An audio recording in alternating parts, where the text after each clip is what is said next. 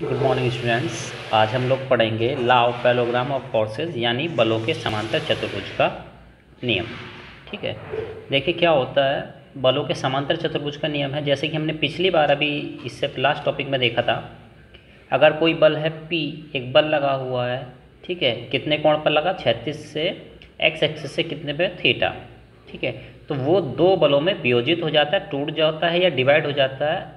एक को नाम दिया हमने P cos theta, this is theta, then this is P cos theta, और दूसरी साइड वाला क्या हो जाता है आपका P sin थीटा। ठीक है, इसी तरह अगर थीटा इधर है तो इधर वाला क्या हो जाएगा P cos थीटा, और इधर वाला क्या हो जाएगा P sin थीटा। उसी को बेस मानते हुए नया लॉ है बलों के समांतर चतुर्भुज का नियम। ठीक है, देखिए ये क्या कहता है। अगर किसी एक बिंदु पर, माना ये पॉइंट है O, इस पर एक बल लगा है यहाँ से यहाँ तक, इसका मान कितना है P। एक बल है P लगा है, दूसरा बल है Q लगा है, यानी एक पॉइंट पर दो बल लगे हुए हैं, एक बल का मान है P, दूसरे का मान है Q। अब देखो, जब किसी एक बिंदु पर दो बल लगे हुए हैं P और Q, तब उन दोनों का अगर हमको परिणामी निकालना हो, रिजल्टेंट निकालना हो, तब हम क्या करेंगे। तो देखो क्या होगा, जो उनका परिणामी होगा वो P और Q के बीच में कहीं पे चला जाएगा। हमें नहीं पता कितने डिग्री के कोण पे जाएगा। ठीक है, दो बल थे P और Q, दोनों के बीच का कोण था थीटा, तो उनका परिणामी जो है वो यहाँ बीच में कहीं जाएगा। ठीक है, हमें नहीं पता कितने डिग्री के कोण पे जाएगा, तो हमने कितना मान लिया उसको, अल्फा, क्योंकि नहीं पता है तो इसलिए एज्यूम कर लिया, मान लिया कितना, अल्फा। ठीक, तो देखो भाई, एक साइड ये है, एक साइड ये है। ठीक है, तो इसी के P वाले के पैरेलल ये खींची, ठीक है, Q वाले के पैरेलल ये खींची, तो ये क्या बन गया हमारा, एक पैरेललोग्राम बन गया, समांतर चतुर्भुज बन गया। OABC, ये क्या बन गया हमारा, एक समांतर चतुर्भुज बन गया। अब समांतर चतुर्भुज बन गया तो देखो P क्या है, समांतर चतुर्भुज की एक भुजा, Q क्या है, समांतर चतुर्भुज की दूसरी भुजा, R क्या है, समांतर चतुर्भुज का विकर्ण। ठीक है, या डायगोनल कहते हैं जिसको। तो हमने क्या किया, ये तो समांतर चतुर्भुज बन गया हमारा, ये यहाँ से ऐसे ही। अब हम क्या करेंगे, इसको डैश डैश डैश डैश खींच के एक लाइन हमने बढ़ा ली और इसको A पॉइंट से थोड़ा आगे बढ़ा दिया। ठीक है, अब देखो उसके बाद क्या करेंगे हम, अब हमने बढ़ा लिया है तो देखो क्या है भाई, ये है P, ये है Q, ये है उसका R। अब हमने ये बढ़ाया, देखो आगे इसके पैरेलल ये है Q, भाई Q के बराबर है ये लाइन। ठीक है, Q के पैरेलल भी है, तो ये कोण कितना था, थीटा, तो ये कोण भी कितना हो गया, थीटा।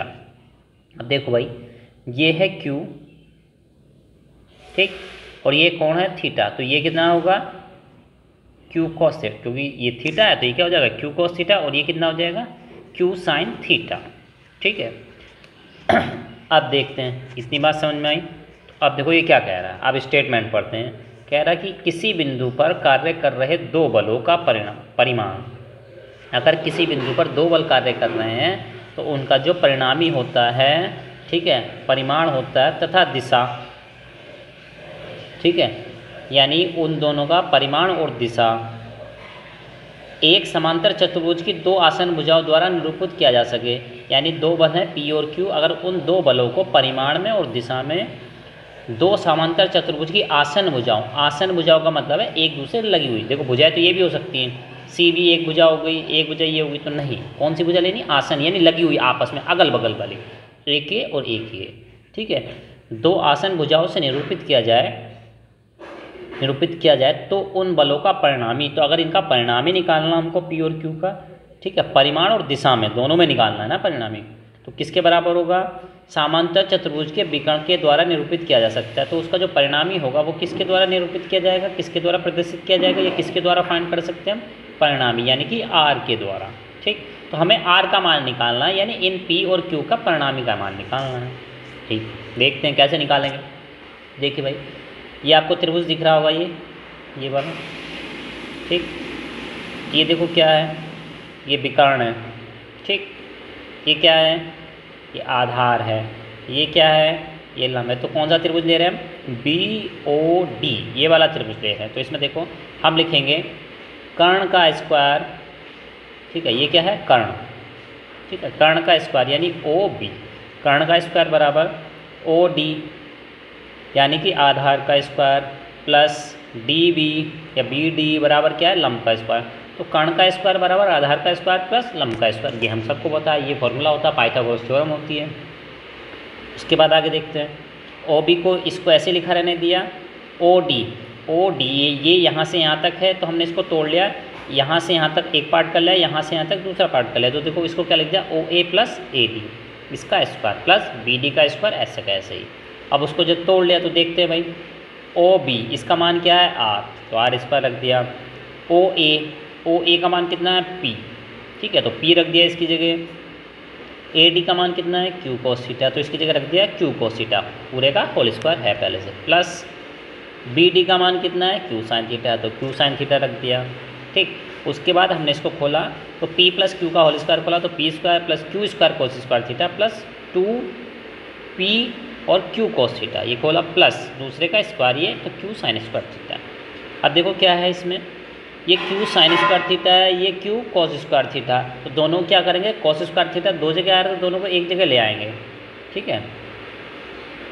ये देखिए जब हमने इसको खोला P square plus Q square cos theta plus 2p Q cos theta plus Q square sine theta, तो देखो इसमें ये आ रहा है कॉस स्क्वायर थीटा, ठीक है, ये आ रहा है साइन स्क्वायर थीटा, एक जगह sine square Q square sine square theta, एक जगह Q square cos square theta, तो हम क्या करेंगे क्यू स्क्वायर वाले टर्म्स को दोनों को एक साथ ले आएंगे, ठीक है। उससे क्या होगा, देखो उससे ये होगा कि जब हमने क्या किया P square plus 2p Q cos theta plus Q square, और यहाँ पे था sine square theta cos square theta, तो हम जानते हैं कि sine square theta plus cos square theta क्या होता है 1 होता है, तो इसका मान हमने 1 रख दिया, तो हमारा क्या फॉर्मूला बचा, आर स्क्वायर बराबर P square plus Q square plus 2p Q cos theta, ठीक है। आर इधर अंडर रूट लेके गए इधर, तो ये फॉर्मूला आपका परिणामी का आ गया है, ठीक है। अब उसकी अगर दिशा निकालनी है तो टेन अल्फा बराबर आप जानते हैं टेन थीटा क्या होता है, ठीक है, टेन थीटा का फॉर्मूला होता है लम्ब डिवाइड बाई आधार, तो लम्ब हमारा क्यू साइन थीटा था और डिवाइड आधार कितना था p plus Q cos theta, तो ये अल्फा का कोण का, तो ये आपको दिशा बताएगा, ये आर वाला फॉर्मूला आपको परिमाण बताएगा, ठीक है। कल इस पर हम न्यूमेरिकल करेंगे। Thank you.